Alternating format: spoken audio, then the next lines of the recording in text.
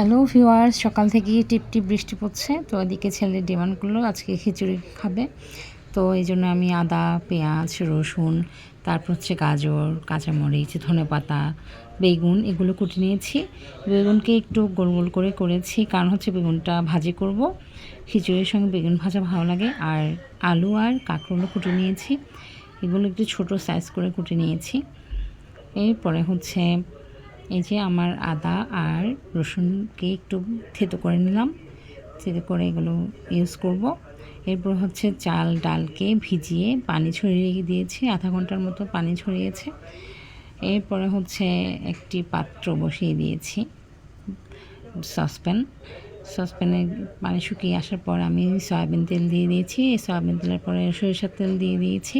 সরিষার তেলটা দিলে কী হয় জানেন, একটু স্মেলটা একটু ভালো হয়।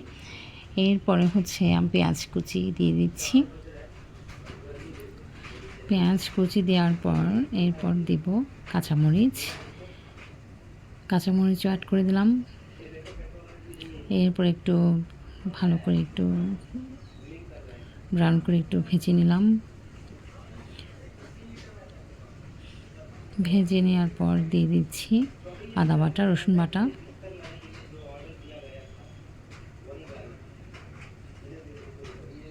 দেওয়ার পর একটু ভালো করে এগুলো একটু ভালো করে ভেজে নিতে হবে।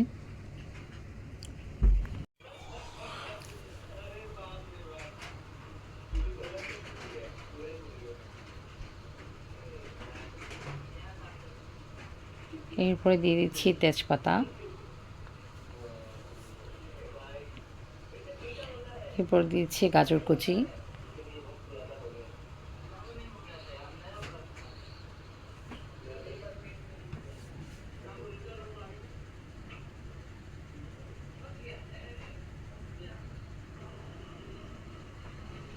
এখন অ্যাড করে দিচ্ছি আলু আর কাঁকরোল।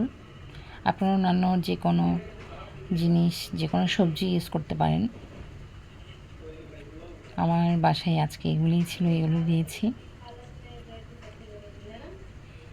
একটু ভালো করে নাড়াচাড়া করে নিতে হবে এবং এগুলো একটু ব্রাউন কালার আসে মতো। এরপরে হচ্ছে গরম মশলা অ্যাড করে দেব, দারুচিনি, এলাচি আর হচ্ছে লবঙ্গ। তারপর একটু ভালো করে নাড়াচাড়া করে দিচ্ছি।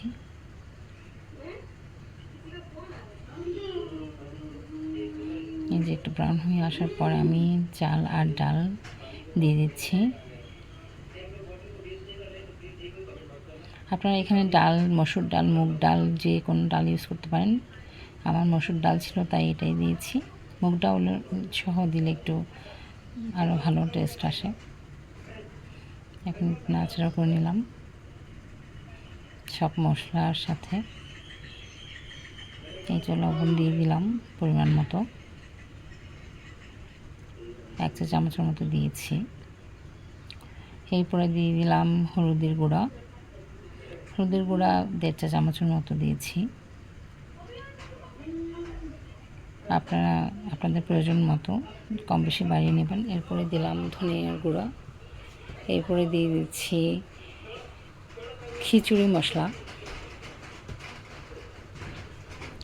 এবার ভালো করে একটু মিক্স করে নিব সব মশলা, বাটা মশলা, গুঁড়া মশলা, চাল ডাল সব একসাথে মিক্স করে নিচ্ছি।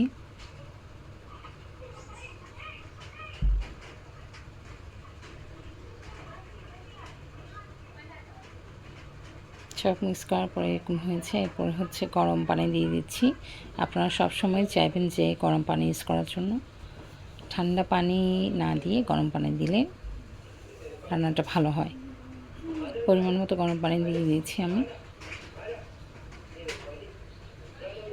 এরপর ভালো করে একটু নাড়াচাড়া করে নেব। এরপর ঢাকনা দিয়ে প্রায় 10 মিনিটের মতো রাখবো।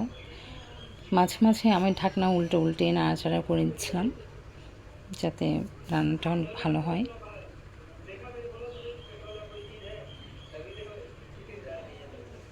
এই যে রান্না প্রায় হয়ে যাচ্ছে। তারপরে আবার একটু ঢাকনা দিয়ে